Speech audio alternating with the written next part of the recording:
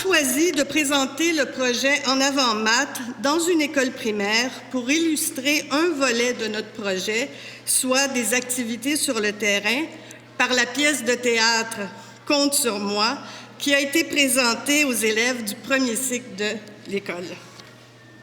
Classe régulière et classe d'accueil. Compte sur moi a été développé par l'équipe de SMAC, Sciences et mathématiques en action, programme mis sur pied par le professeur Jean-Marie de Coninck. Je remercie infiniment l'équipe et je dirais tout particulièrement la comédienne qui a animé de manière extraordinaire 2 groupes d'enfants de 6-7 ans, et c'était des groupes d'une 50aine d'élèves qui ont été captivés du début à la fin et qui ont participé. C'était vraiment lumineux de voir ça. C'est une belle manière de frapper l'imaginaire des élèves. Je suis certaine que l'an prochain, dans 2 ans, dans 3 ans, ils vont s'en souvenir de Compte sur moi. Une centaine d'élèves, 2 groupes de 50. Oui, c'est des centaines d'élèves qui ont été rejoints. Belle façon de semer des idées et des concepts. Et pour reprendre une expression de Denis Gedge, auteur français et professeur de maths, de rendre les mathématiques aimables. J'aime beaucoup cette expression. Rendons les mathématiques aimables. Et c'est certainement une visée du projet En avant maths que nous allons vous présenter cet après-midi. Nous aurons une première série de présentations par des personnes clés du partenariat CRM-Cyrano, ministère des Finances. Alors j'invite M. Luc Vinet, directeur du Centre de recherche mathématique, à venir nous dire quelques mots. Merci beaucoup, Louise. Et moi aussi, j'aimerais donc vous remercier tous et toutes d'être présents aujourd'hui pour ce lancement de cette initiative. Aussi remercier l'école Barclay. Merci de nous accueillir. Un gros merci à Jean-Marie et à son équipe. C'était formidable. C'est au-delà de ce que je pouvais imaginer. Alors, l'illustration était extraordinaire. En avant maths a pour objectif général de lancer un mouvement pour augmenter de manière significative la force du Québec. Et quand je dis la force du Québec, c'est plutôt la force des Québécoises et des Québécois en sciences mathématiques et faire en sorte que l'atteinte de cet objectif devienne une priorité pour notre société. Ce projet s'appuie sur le constat qui est vraiment incontournable, que les mathématiques et les sciences auront un rôle déterminant sur notre futur collectif, et je reviendrai un peu là-dessus. Ce projet, qui se veut mobilisateur et rassembleur, voit le jour grâce au gouvernement du Québec, qui a alloué au CRM et au Cyrano une somme d'1 million de dollars sur 3 ans pour jeter les bases de cet ambitieux chantier. Vous aurez sous peu des présentations révélatrices sur nos enjeux. J'aimerais, si vous me permettez, prendre quelques minutes pour d'abord vous dire quelques mots sur cet institut, le Centre de recherche mathématique, connu sous son acronyme CRM, qui est à l'origine du projet. Nathalie, je suis sûr, va vous parler du Cyrano. On aurait pu faire l'inverse, ça aurait pu être cocasse, mais on va s'en tenir aux choses plus standards. Et j'aimerais élaborer ensuite un petit peu sur la raison d'être et la genèse d'En avant maths, avant de présenter brièvement les grandes lignes du plan d'action. Alors, le Centre de recherche mathématique, connu sous son acronyme CRM, est, j'ose le dire, un des joyaux des institutions de recherche du Québec. Il jouit d'une immense réputation à l'international, mais gagnerait à être mieux connu chez nous.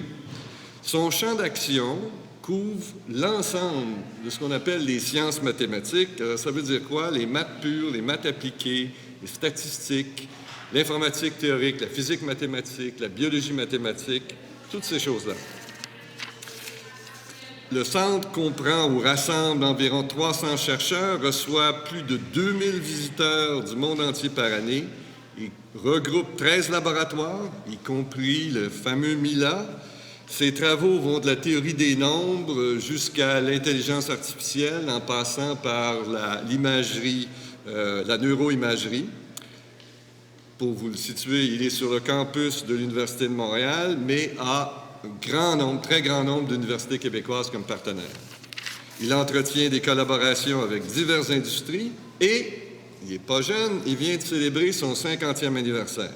Alors, bien sûr, je pourrais m'étendre longuement.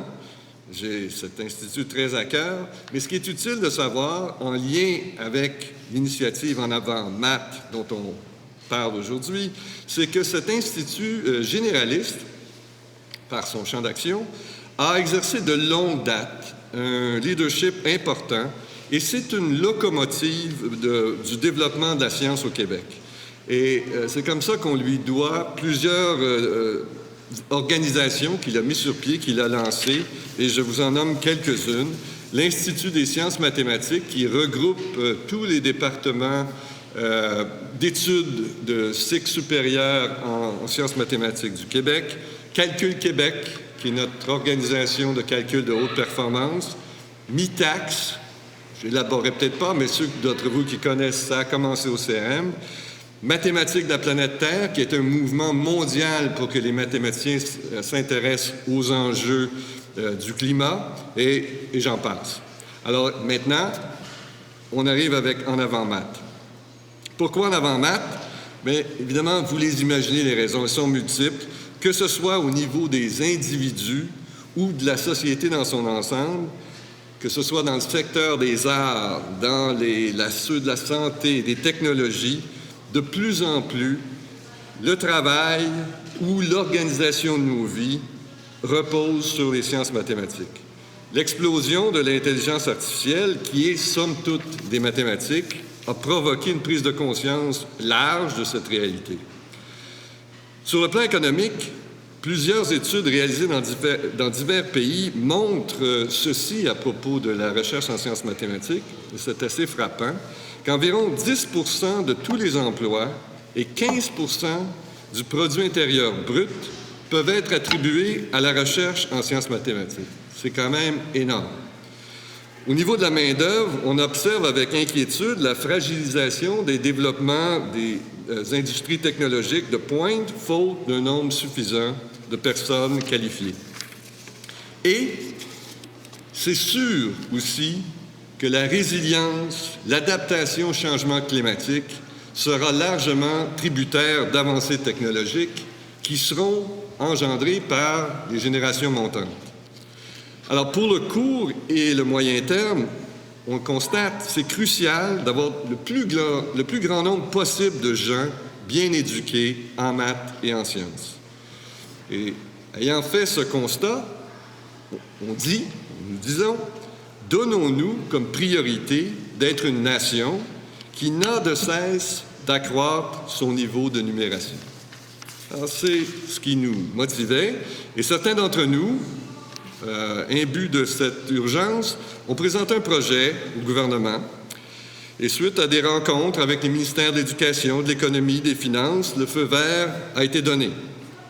Je tiens à remercier, encore une fois, le gouvernement du Québec de son appui, et toutes les personnes qui ont participé à ces démarches. J'aimerais les nommer, en particulier Vincent Bérubé, Hélène Desmarais, Jacques Urtubise, Rémi Quirion. Toutes ces personnes ont des titres importants, mais Rémi Quirion, notre scientifique en chef, Emmanuel Montigny, Christiane Rousseau, Frédéric Gourdeau, Gilles Savard et Jean-Marie Deconinck, bien sûr. La collaboration avec le Cyrano, qui s'est ensuite dégagée, est tout à fait extraordinaire et nous permet de tabler sur les forces remarquables, et vous le verrez avec la présentation de Nathalie, de nos deux instituts.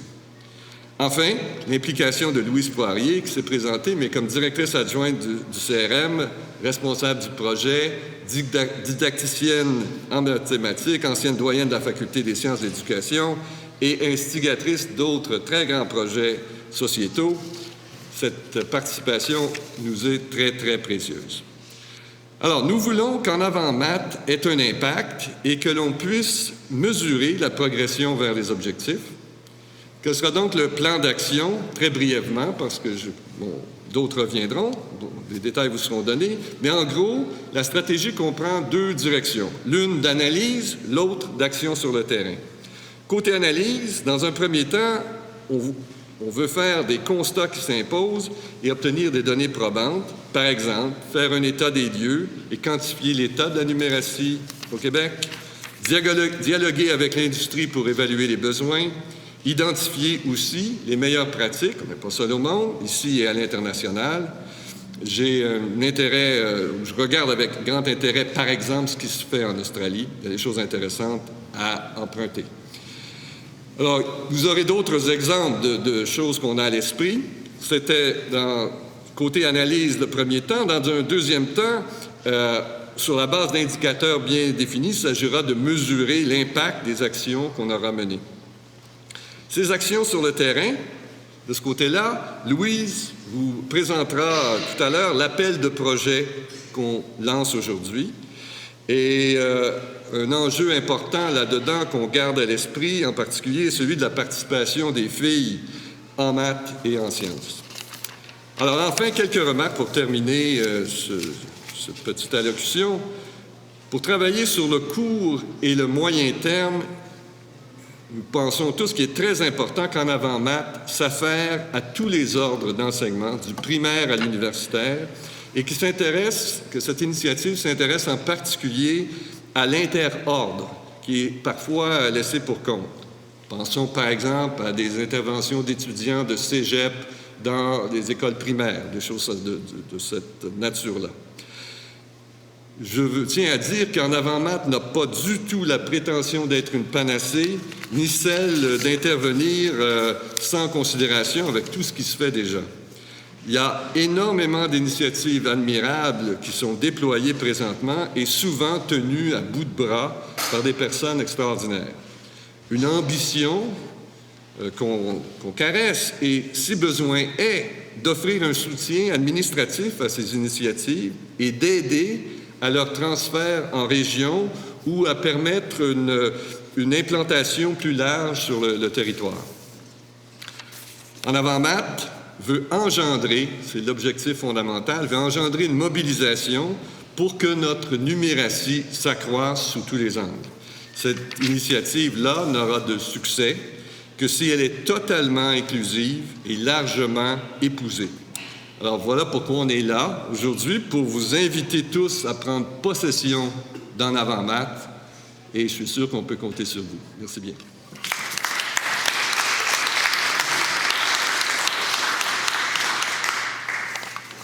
Merci beaucoup. Bien, j'invite maintenant Nathalie de Marcellus-Soirin, présidente directrice générale du Cyrano, à nous dire quelques mots. Merci beaucoup. Alors, bonjour à tous. Merci beaucoup. Donc, moi, je suis présidente directrice générale de Cyrano, mais je suis aussi professeure à l'École polytechnique dans le département de mathématiques et génie industriel. Et j'ai été pendant 7 ans la co-titulaire de la chaire Marianne Maréchal pour la promotion des sciences auprès des jeunes filles.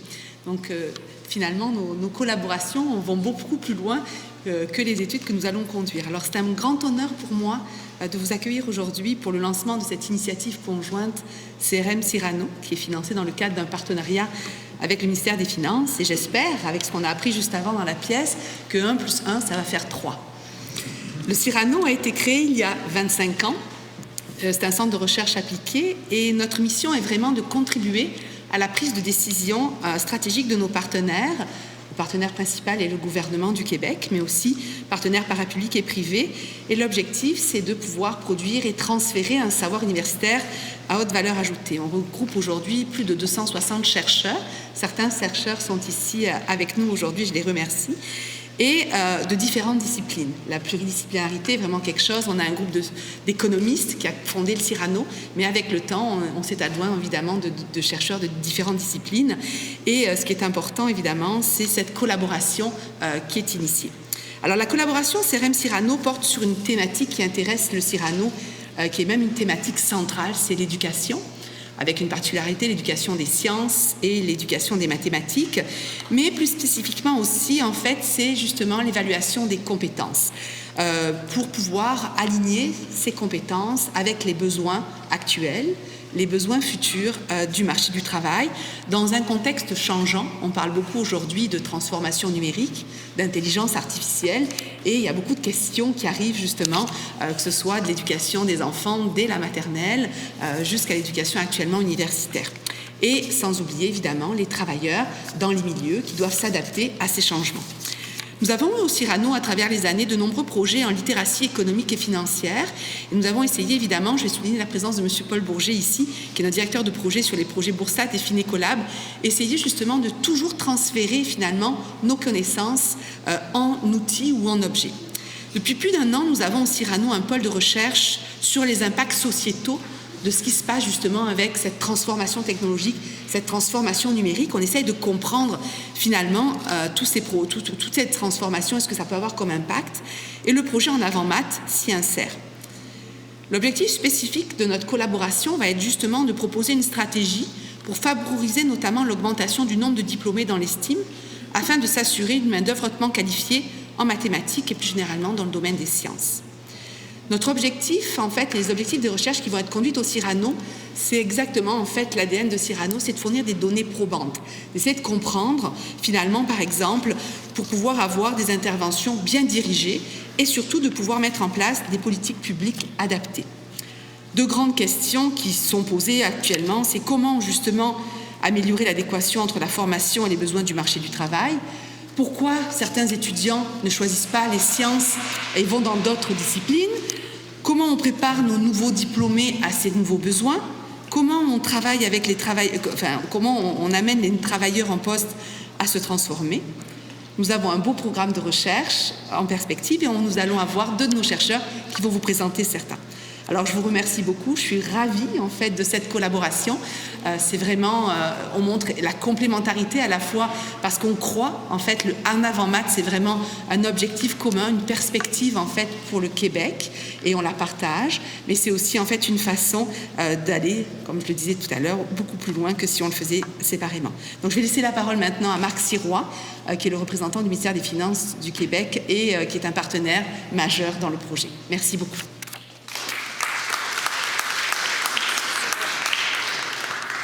Bonjour. Le désavantage de passer en 3e, c'est qu'on a l'impression que les messages vont être répétés. Mais c'est une stratégie. C'est une stratégie, c'est pour ancrer le message dans vos têtes, là. Alors, puis aussi, ce qu'on voit, c'est qu'on pense toute la même chose. C'est encourageant. Alors, bonjour tout le monde.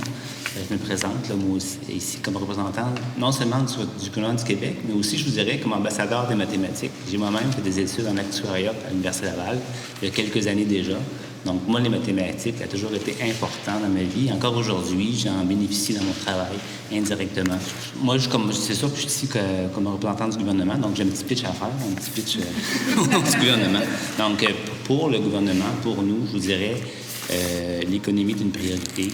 Puis, qui dit économie, dit éducation. Donc, le gouvernement a comme priorité d'investir dans l'éducation, des plus jeunes aux plus âgés. Pour nous, investir en éducation, c'est investir dans nos talents, comme je viens de le dire, du plus jeune âge, donc du primaire jusqu'aux études supérieures et même, je vous dirais, par la suite, jusqu'à nos aînés. C'est d'investir dans l'économie du savoir. C'est aussi d'investir dans les secteurs scientifiques, comme on l'a déjà dit, par exemple, comme l'intelligence artificielle. Nous savons tous que l'intelligence artificielle, le Québec est un chiffre de file en cette matière. Pas plus tard que 2 jours, je participais pas à la remise de prix, mais à la célébration là, du prix Turing qu'a reçu M. Yoshua Bengio. Donc, on venait célébrer là, le prix qu'il a reçu au cours de la dernière année. M. Bengio, qui est le fondateur et le directeur scientifique de l'Institut Mila. On peut être fier de ces réalisations, mais on peut être aussi fier de toutes les réalisations des chercheurs dans ce domaine-là. Si on veut rester au Québec un chef de file en matière d'intelligence artificielle, si on veut rester chef de file au niveau scientifique de pointe, si on va amener des travailleurs qualifiés à réaliser leur plein potentiel à ce niveau-là, mais il faut s'assurer de développer notre offre, notamment en sciences mathématiques.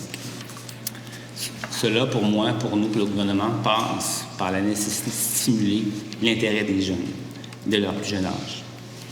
Donc, ma présence aujourd'hui, la présence du gouvernement dans une école primaire, mais ça témoigne de cette sensibilité. J'ai bien aimé la pièce de théâtre. En mathématiques, ça commence 1 plus 1, il faut compter des pommes.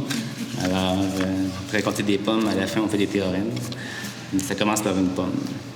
En sciences appliquées, les mathématiques ont aux premières loges, on le sait.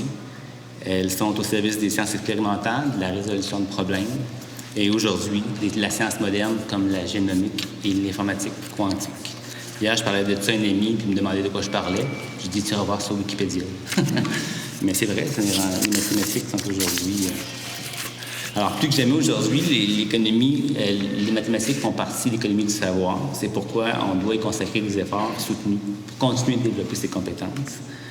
Des compétences liées, on l'a dit tantôt, aux technologies, à l'ingénierie, aux sciences et mathématiques.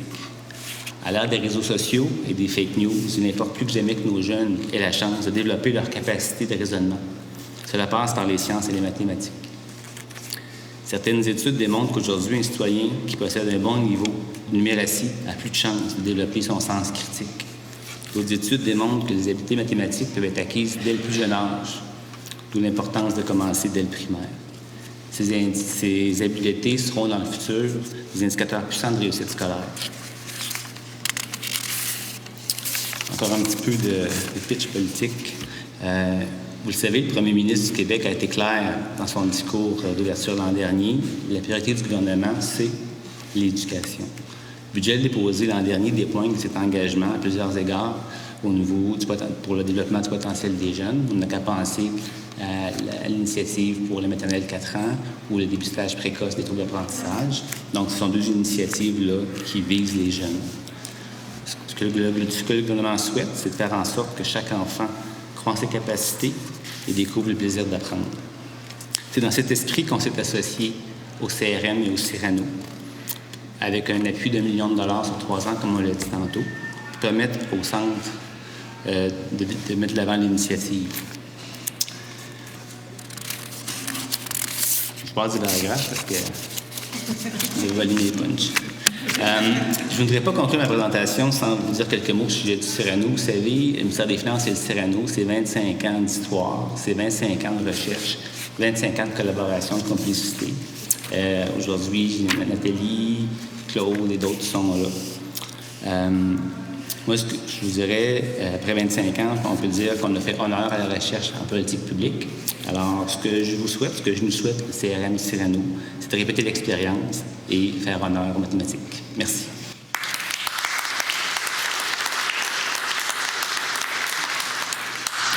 Merci, M. Sirois.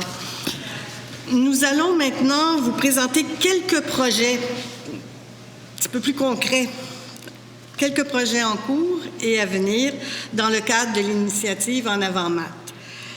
Il y a deux grands types de projets, comme Luc l'a dit tout à l'heure. Il y a des projets qui portent sur l'état des lieux de divers aspects reliés à la numératie, à la valorisation des mathématiques, au soutien des sciences mathématiques. Ces analyses viendront alimenter la réflexion et les discussions et nous permettront de proposer des pistes, de faire des recommandations d'actions à prendre pour valoriser, soutenir les sciences mathématiques de la petite enfance jusqu'à l'université, en passant par le grand public. L'autre volet qui nous tient vraiment à cœur aussi, c'est un appel de projets sur le terrain, projets qui auront aussi la mission de valoriser les mathématiques, de rendre les mathématiques aimables, que ce soit pour le préscolaire, le primaire, le secondaire, le collégial, l'université et le grand public. Je pilote ce volet avec mon collègue Frédéric Gourdeau, professeur au département de mathématiques à l'Université Laval et président de l'Association mathématique du Québec. Nous lançons donc un concours sur l'ensemble du Québec. Un jury composé de professionnels des divers ordres d'enseignement et de diverses régions du Québec évaluera les projets déposés et un certain nombre de projets seront ainsi mis sur pied et soutenus par la subvention obtenue. Alors, sous peu, vous aurez tous les critères et tout le mécanisme pour déposer ces projets que nous espérons nombreux et venant de partout du Québec. La pièce de théâtre qu'on a vue cet après-midi, Compte sur moi, est un exemple extraordinaire d'activité sur le terrain. Mais je ne peux pas faire autrement. Je vais vous parler de mon petit projet que je vis dans ces murs depuis quelques années. Ce sont des ateliers parents-enfants autour de jeux traditionnels qui nous viennent de partout et d'époques différentes et les mathématiques, que j'anime avec deux assistantes que vous avez rencontrées, qui vous ont accueillis à l'entrée, Caroline Bourdeau et Chloé Pouliot, 2 étudiantes à la maîtrise en éducation. L'an passé, c'était 12 classes de l'école qui ont participé au projet et cette année, ce sont 30 classes. C'est à peu près toute l'école qui participe au projet. J'étais encore ici hier matin dans 3 classes. Les parents sont invités à participer à ces ateliers durant lesquels un jeu traditionnel est présenté, son époque, son lieu d'origine, les règles du jeu. Parents, élèves jouent au jeu et on fait un retour durant lequel on illustre aux parents les questions à poser aux enfants pendant le jeu pour que le jeu ne reste pas qu'un jeu et que le jeu appuie l'apprentissage des mathématiques. À la fin de l'atelier, chaque enfant reçoit la planche de jeu et tout ce qu'il faut pour jouer, les dés, les pions, à tel point qu'Amazon m'envoie des publicités pour jouer au poker, parce que vous pouvez vous imaginer que pour 600 élèves, ça fait beaucoup de jetons et beaucoup de dés que je commande. Cette année, à mon grand bonheur, je retrouve des élèves et des parents qui ont participé l'an passé. Ils se souviennent des jeux, ils se souviennent des règles et plusieurs enfants me disent « Papa a joué avec moi à la maison ». Pour moi, c'était important de rapprocher la culture de l'école et la culture de la maison. Et pour ceux qui ont assisté à la pièce de théâtre et qui ont vu le profil des enfants, ils nous viennent de partout. Vous pouvez imaginer la grande fierté quand un petit garçon hier m'a dit « Madame, je vous trouve charmante. » L'autre volet, on va vous présenter maintenant 2 projets d'analyse et d'état des lieux qui sont en cours. Alors, j'inviterai Claude Montmarquette, chercheur et fellow au Cyrano, à venir nous présenter un de ces projets en cours d'analyse.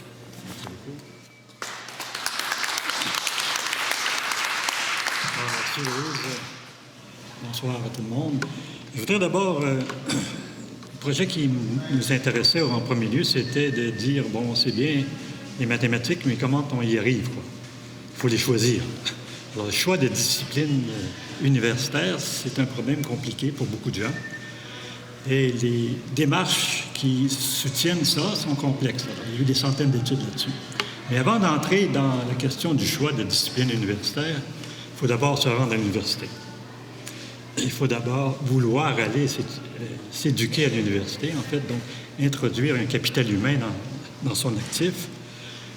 Et je voudrais souligner et ressouligner, je l'ai déjà fait à plusieurs occasions, le rendement de l'éducation est formidable.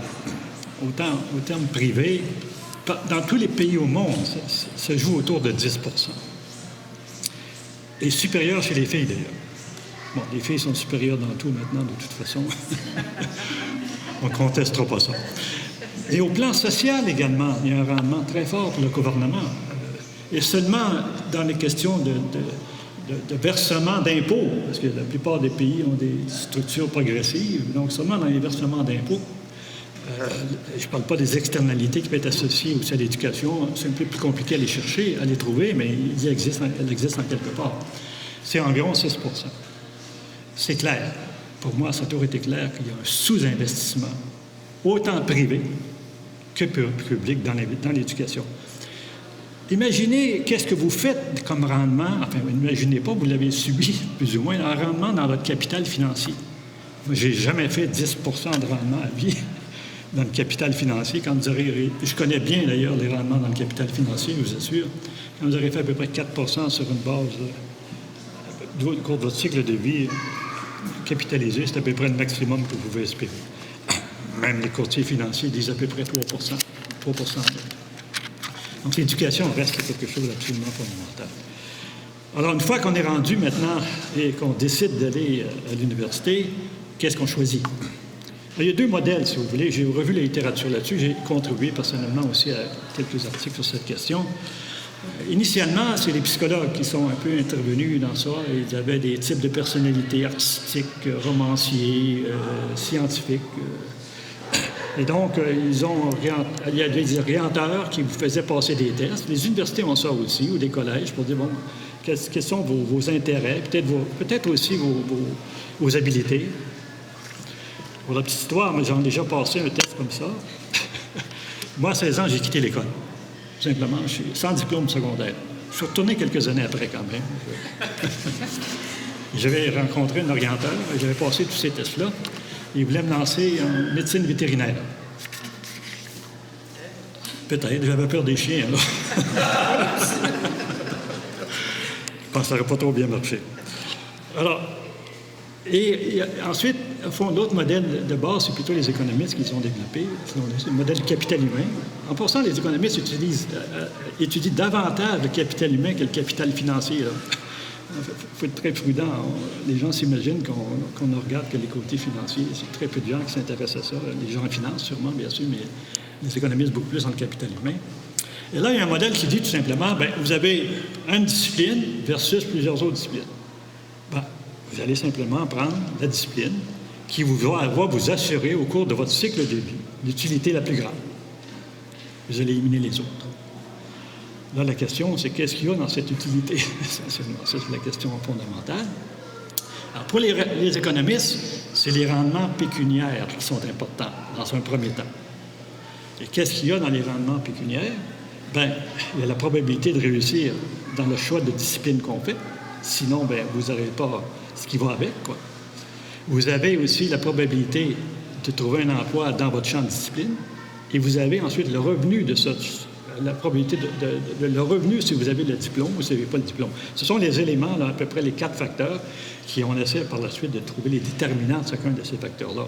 Donc, la probabilité de réussir est très importante, essentiellement. Et on sait qu'en mathématiques, c'est quand même un peu plus difficile, quelquefois, pour certains, que d'autres disciplines, essentiellement. Donc, il y a un défi là, important. Il y a ensuite, évidemment, les rendements non pécuniaires, qui sont essentiellement la préférence. Je préfère la médecine à autre chose. Et ça, c'est tout à fait légitime, et les économistes sont tout à fait à l'aise avec ça.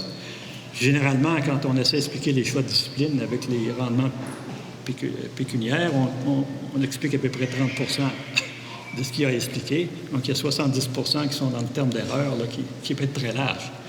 Alors, récemment, il y a eu beaucoup d'études qui ont essayé de foncer sur cette question des préférences, essayer de voir comment on les décèle, quelles sont, et surtout, la question fondamentale, c'est comment on peut les modifier. Si on est incapable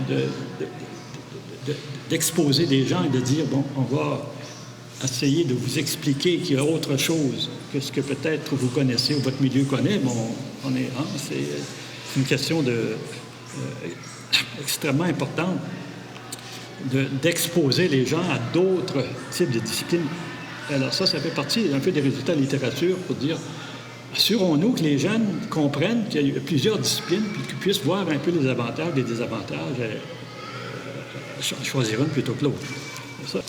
Une chose qui est extrêmement intéressante aussi, avant d'aller plus loin un peu sur les disciplines, la littérature est très claire que les garçons sont plus sensibles au rendement pécuniaire que les filles. Alors ça, c'est très important à retenir. On connaît très bien le défi aujourd'hui dans les universités où les filles surclassent les garçons à peu près dans tous les domaines. Ils arrivent avec leur cote R, puis c'est fini pour le reste, quoi. Alors, ils choisissent davantage selon leurs préférences. Et c'est vrai aussi pour les gens du milieu favorisé. Ça, c'est intéressant parce que qu'est-ce que ça dit, au fond? C'est que le milieu défavorisé, dans une certaine mesure, est plus sensible au rendement pécuniaire parce qu'ils n'ont pas le loisir d'expérimenter autre chose, quoi. Après avoir été soutenus par leurs parents ou leur famille. Donc, je trouve que c'est assez réaliste, ce genre de situation. Alors, pourquoi aussi je mentionnais qu'il est important d'exposer les jeunes à plusieurs types de disciplines? Les économistes avaient une erreur dans leur modèle, probablement orientée par les mathématiciens. On voulait trop mathématiser les choses. On prenait les préférences pour acquises. Pour nous, les préférences étaient acquises. On repartait avec ça, puis on allait juste chercher le rendement pécuniaire. C'est faux. C'est clair que c'est faux. On a les expériences, on les découvre. On les découvre, que ce soit en essayant différents types d'aliments, que ce soit en regardant différents types de films ou de théâtre, etc. On les découvre. On n'est pas né avec, essentiellement. On les découvre. C'est difficile en éducation d'essayer d'expérimenter. C'est quand même pas pour faire 3 bacs avant d'en choisir un que vous allez finir, quoi. Alors donc, il y a un défi là, important d'opérer en amont de toute cette question. Sur le plan, il y a eu des études essentiellement sur le plan des STEAM, quelques études que je trouvais intéressantes. Il n'y en a pas beaucoup encore dans ce domaine, mais c'est des études très récentes là, qui nous arrivent en 2019, 2018. Une des études, c'est apparemment en sciences, les étudiants sont suroptimistes par rapport à leur capacité de réussir. Donc, il y a beaucoup de gens qui commencent et qui abandonnent, qui changent en fait, parce qu'ils surestiment leur capacité. Alors, j'ai trouvé ça intéressant parce que ça indique qu'il faut, à la base, quand on veut viser les sciences ou les mathématiques en particulier, mais c'est vrai dans tous les domaines, avoir les bons professeurs. Donc, ça, on revient en arrière. Là. Si on n'a pas les bons professeurs, il y a cette surestimation. Ça, c'est une perte, au fond, importante pour l'individu, importante pour la société aussi, à bien des égards, de devoir changer actuellement, mais on peut changer si l'on veut.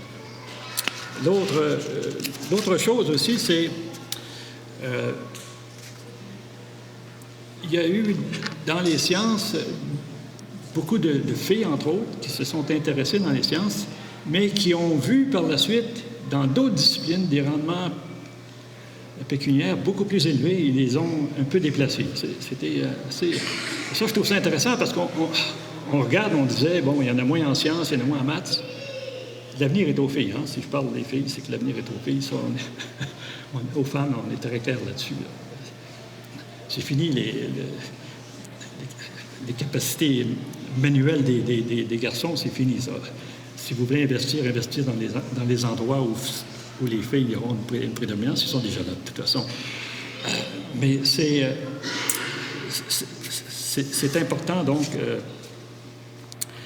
de voir qu'il faudrait qu'en sciences aussi, que le rendement pécuniaire soit aussi important que le rendement ailleurs. Donc, ils vont aller en médecine. Bon, peut-être une préférence aussi parce qu'ils ont un souci, peut-être une plus grande empathie. Bon, on sait que c'est pas mal payant, la médecine aussi. Donc, ça, contrairement à certains domaines de la science.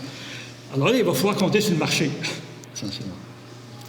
Et là, le marché, nous semble-t-il, a des signaux très clairs sur la rentabilité de la science et de la numératie et des mathématiques. Je pense qu'il va falloir le mettre d'avant, ça aussi, fortement, pour qu'on puisse, au fond, s'en sensibiliser. Et ça, ce qui va amener à ce moment-là, peut-être, de laisser les gens dans ce secteur-là.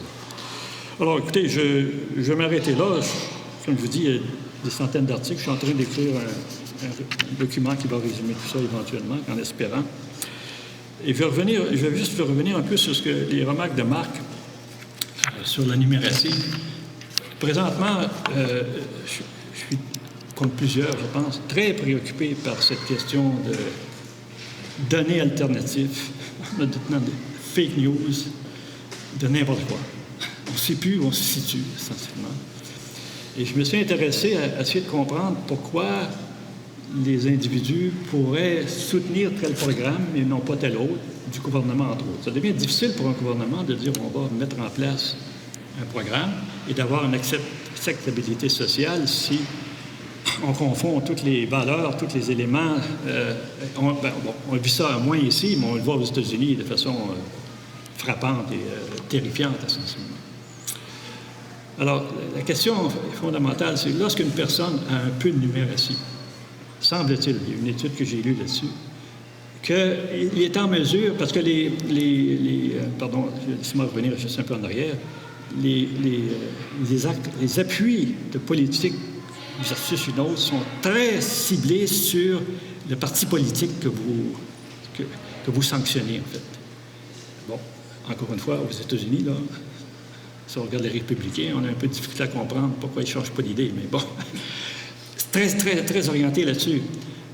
Mais si vous avez un niveau de numératie, si un parti politique n'est pas le vôtre, vous sort un chiffre qui n'a pas de bon sens, vous allez le savoir. S'il sort un chiffre qui a du bon sens, vous allez le comprendre aussi. Alors ça, pour moi, c'est une avenue extrêmement importante pour valider cet effort de numératie. Finalement, et participer à la vie démocratique. Finalement, ce qui est aussi très important quand on parle des préférences, du choix des préférences, de développer les préférences, les activités, comme on a vu aujourd'hui, évidemment, sont fondamentales pour ça. Et ça fait partie grandement du programme en avant les maths, parce qu'il faut, encore une fois, stimuler l'intérêt, l'enthousiasme. Une fois qu'on aura fait cette chose-là, avoir suivi cette pièce de théâtre, j'aurais fini comme toi, Luc. Merci beaucoup.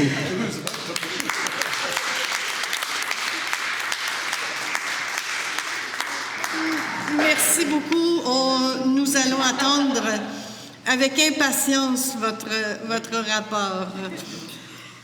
Un autre exemple de projet en cours, j'invite Geneviève Dufour, directrice de projet au Cyrano, à nous présenter cet autre projet. En fait, moi, j'ai 2 projets à vous présenter. Je veux juste revenir parce que personne n'a parlé vraiment des STEM jusqu'à maintenant. Qu'est-ce que les STEM? C'est les sciences, les technologies, l'ingénierie et les mathématiques. Dans la littérature, il n'y a pas encore de consensus sur qu'est-ce que c'est exactement. Mais j'ai une définition devant moi que je vais vous lire. Cette abréviation représente plus que les lettres des mots. C'est, de nombreuses compétences caractéristiques nécessaires au 21e siècle afin de penser, de résoudre les problèmes auxquels nous sommes tous confrontés en tant que citoyens du monde. Donc les STEM, c'est plus que juste les sciences, technologies, ingénierie et mathématiques. C'est vraiment un ensemble de compétences et d'aptitudes qui devront être développées. Ça, c'était ma petite parenthèse avant de vous parler des 2 projets. Le premier projet est celui de Mme Annie Savard de l'Université McGill, qui est professeure en didactique des mathématiques, qui collabore ici avec Amélie. Son projet a 2 volets. On a parlé de l'importance d'avoir des bons professeurs. Alors, le premier volet, elle se pose la question: quelles sont les réticences et les motivations pour les enseignants d'enseigner au secondaire les mathématiques? On sait qu'il y a actuellement une pénurie de main-d'œuvre, oui, mais une pénurie d'enseignement dans ces domaines-là. Alors, qu'est-ce qui motive les enseignants à travailler dans ces domaines et qu'est-ce qui fait qu'il y en a de moins en moins, ou que c'est de plus en plus difficile de les garder dans la profession? Elle s'intéresse aussi à leur perception face aux concepts mathématiques qu'ils enseignent, aux manuels qu'ils utilisent et à la motivation de leurs étudiants. Ça, c'est le premier aspect de son projet. Le deuxième volet, c'est plus, bien, on enseigne des concepts au secondaire, mais quels sont les véritables concepts mathématiques utilisés par les industries? On a parlé qu'à Montréal, on est vraiment très bon en intelligence. J'ai dit à Montréal. Qu'au Québec, on est vraiment très bon en intelligence artificielle. On a une belle industrie des jeux vidéo.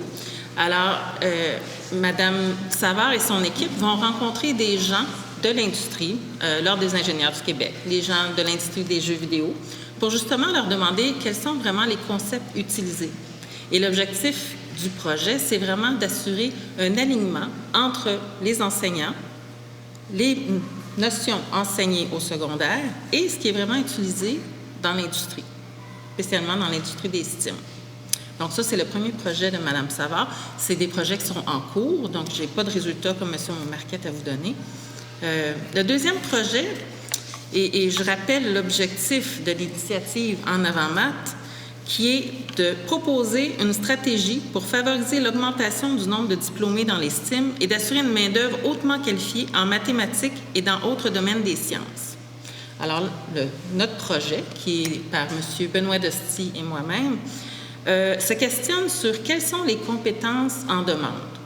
On a regardé beaucoup de choses, on a fait une revue de la littérature, on a trouvé des... Mais on n'a pas réussi à identifier de façon significative les compétences en demande. Alors, on a décidé d'utiliser une autre approche qui est vraiment intéressante. C'est, on regarde la taxonomie des occupations. Chaque occupation a une série de caractéristiques qui lui sont associées. que ce soit le type de travail, les connaissances requises, les compétences requises. Alors, nous, on a décidé de se concentrer sur les compétences et les habiletés. Alors, je vous donne un exemple. En mathématiques, si on a besoin de la compétence mathématique dans une occupation, c'est quelle est l'importance de cette compétence et quel est le niveau dont on a besoin. Alors, en regardant ces deux données-là, on est capable de construire un indice de compétences. Et là, ce qu'on veut faire, c'est mesurer cet indice-là. Là, on a commencé dans les années 2000 et on sera en 2019, et mesurer comment cet indice-là, par compétence, a évolué. Est-ce que vraiment... Quelles sont les compétences qui sont vraiment en demande? Puis ça, c'est des vraies données parce que c'est le marché de l'emploi. Et la deuxième section de notre travail est de regarder si la structure occupationnelle a changé. Est-ce qu'il y a de plus en plus, parce que c'est bien beau de dire qu'il y a certaines occupations qui ont besoin de plus de maths, moins de maths, de sciences, mais où sont les travailleurs? Est-ce qu'il y a eu un mouvement des travailleurs des emplois plus traditionnels vers de nouveaux types d'emplois qui nécessitent davantage de compétences qu'on qualifie de STEM. Alors ça, c'est rapidement nos deux projets sur lesquels on travaille. Et on a plusieurs autres projets en cours de développement que ça me fera plaisir de vous présenter plus tard.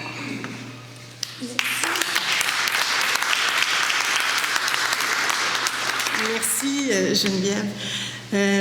On vous a parlé que du côté Cyrano, il y avait un projet au secondaire avec Mme Annie Savard, qui est professeure en didactique des maths à McGill. Ben, du côté CRM, on a le pendant, c'est-à-dire avec Leila Ouneissa, qui est là-bas, qui est notre chargée de projet. On regarde du côté du primaire. La formation des enseignants, et là, c'est un peu différent parce que ce sont des généralistes, ce ne sont pas des spécialistes de la matière. Et on n'aime pas toujours les maths quand on commence le programme de formation des maîtres. Alors, c'est un défi qu'on a au primaire. Alors, on regarde leur formation, les outils, et on va aussi les interviewer, les interroger sur leur choix d'outils. Parce qu'on soupçonne, il y a une foison d'outils disponibles, entre autres sur Internet. Mais quels sont leurs critères pour aller choisir cet outil-là plutôt que celui-là? Alors, c'est un des projets. Un autre, c'est à l'international. Certains pays se sont dotés d'instituts pour soutenir et valoriser les maths. D'autres, ce sont des programmes. D'autres se sont donné une charte. Alors, on regarde aussi à l'international pour inspirer le Québec sur des pistes possibles. Et en parlant d'international, je vais en profiter pour vous dire que cette semaine, il y a 2 jours, l'UNESCO, sous l'initiative, entre autres, de Christiane Rousseau, une ancienne directrice du CRM, qui est toujours active au CRM, a décrété le 14 mars, Journée internationale des mathématiques. Les maths, on le vend dans les voiles. On pourrait dire en avant maths. Pour boucler la boucle, revenir sur les maths, leur importance, leur intérêt, sur la pièce de théâtre qu'on a vue tout à l'heure, j'inviterai à nous dire le mot de la fin Jean-Marie Conninck, professeur émérite au département de mathématiques et de statistiques de l'Université Laval, fondateur de Sciences et mathématiques en action, SMAC, qui nous a donné ce magnifique spectacle, et président fondateur d'Opération Nez Rouge, à nous dire quelques mots.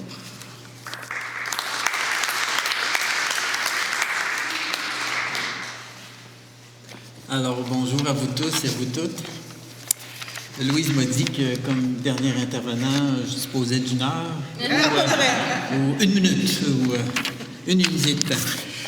Je vais vous parler de choses, dans un premier temps, de choses effectivement d'activités sur le terrain. Je crois beaucoup aux choses très concrètes.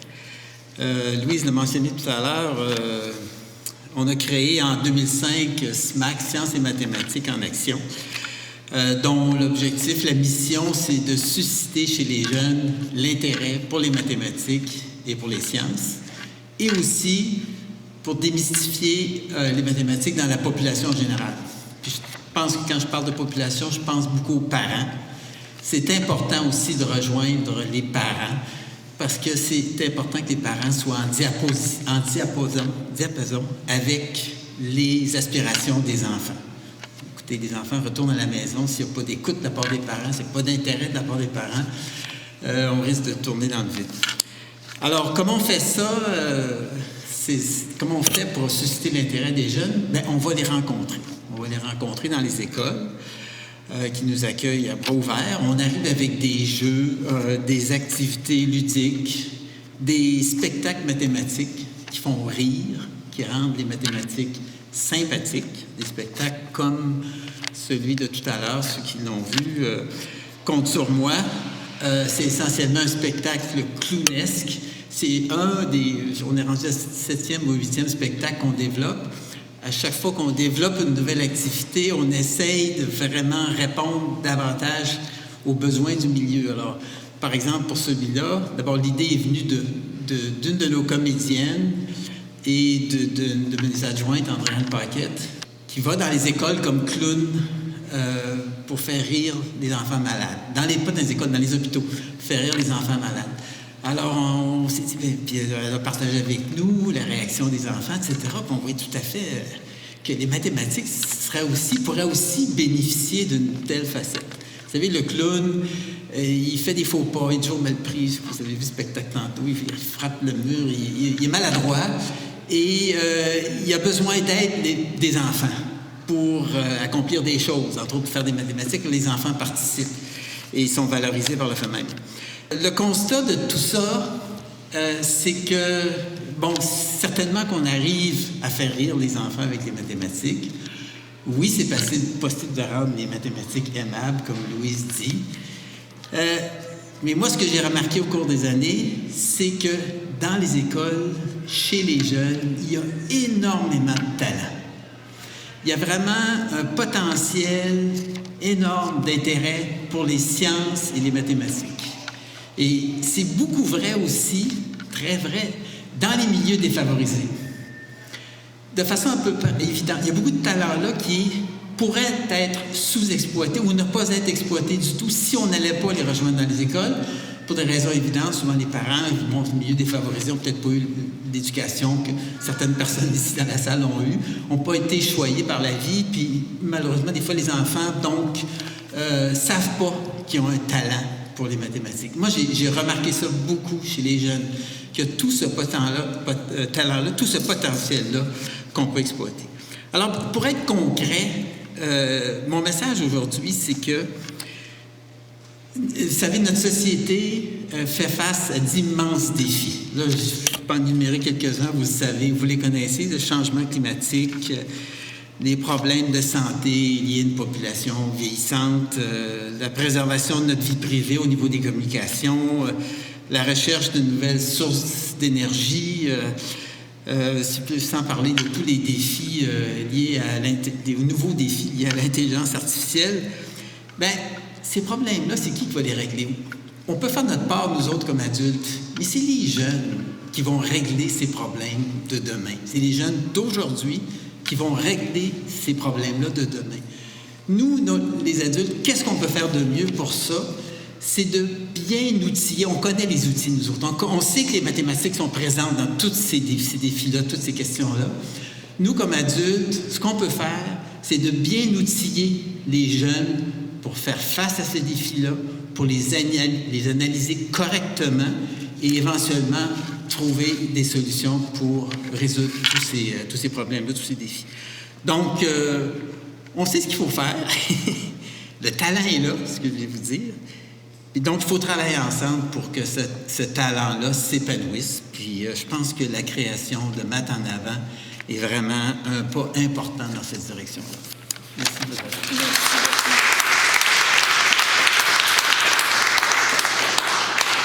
Alors, sur ces paroles, il ne me reste qu'à vous remercier. Merci, M. Deconinck. Merci à vous tous d'être venus ici. Merci aussi à l'école, encore, de nous avoir accueillis, de nous avoir ouvert vos portes. Arriver autant de monde avec des installations dans une école, ça dérange. Et on vous remercie sincèrement de nous avoir accueillis dans votre magnifique école.